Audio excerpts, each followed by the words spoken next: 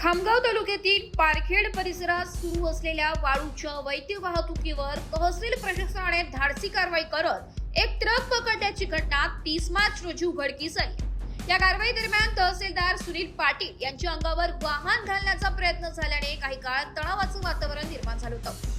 माहितीनुसार पारखेड परिसरातून रेतीची अवैध वाहतूक सुरू असल्याची माहिती तहसीलदारांना मिळाली होती। त्यानंतर त्यांनी तात्काळ स्वतः घटनास्थळी धाव घेत राष्ट्रीय महामार्गावर संशयित ट्रकचा पाठलाग सुरू केला। संबंधित ट्रकचा क्रमांक MH28VP 7314 असा असल्याचं समोर आलंय। तहसीलदारांनी वारंवार इशारे देऊनही चालकाने ट्रक थांबविण्यास नकार दिला। उलट अधिक वेगाने वाहन चालवत पळून जाण्याचा प्रयत्न त्याने केलाय। परिस्थिती नियंत्रणाबाहेर जात असल्याचे लक्षात येताच तहसीलदारांनी स्वतःचे वाहन ट्रक समोर आडवे लावून अडवण्याचा प्रयत्न केला। यावेळी चालकाने थेट तहसीलदारांच्या दिशेने ट्रक घालण्याचा प्रयत्न केल्याने काही काळ भीतीचे वातावरण निर्माण झाले। तरीही तहसीलदारांनी धैर्य न गमावता पाठलाग सुरू ठेवला आणि चालकाने हायवेवर यू टर्न घेत पुन्हा पळ काढण्याचा प्रयत्न केला। अखेर प्रशासनाच्या सततच्या प्रयत्नामुळे ट्रक अडवण्यात यश आलं असून या कारवाईत कोणतीही जीवितहानी झाली नसली तरी प्रसंग अत्यंत धोकादायक होता।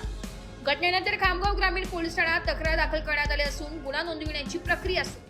पारखेडच्या तिथे साधारणतः पारखेडवरून काहीतरी रेतीची वाहतूक होते आहे असं बातमी मिळाली। त्या अनुषंगाने स्वतः माझ्या गाड्या वाहनाने नॅशनल हायवेला जात असताना एक वाहन क्रमांक MH3028VB 7374 हे वाहन रेतीची अवैध वाहतूक करत असताना आढळून आले।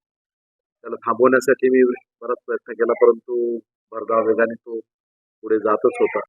त्यामुळे त्याच्या वाहनाच्या समोर माझं वाहन केलं आणि त्याला थांबवण्याचा इशारा केला, परंतु त्यांनी पुन्हा त्या हायवेवरून टर्न मारून पुढे मला चकमा देऊन निघायचा प्रयत्न केला त्यांनी। त्यामुळे थोडसा एका मुरमाच्या तिथे त्याला मी पकडण्याचा प्रयत्न केला। त्यामुळे त्याच्या विरुद्ध आम्ही महाराष्ट्र जमीन महसूल संहिता आणि नियमाच्या अनुषंगाने फौजदारी कारवाईचं प्रोत्साहित केलेली आहे। ब्युरो रिपोर्ट, व्हायरल विषय, खामगाव।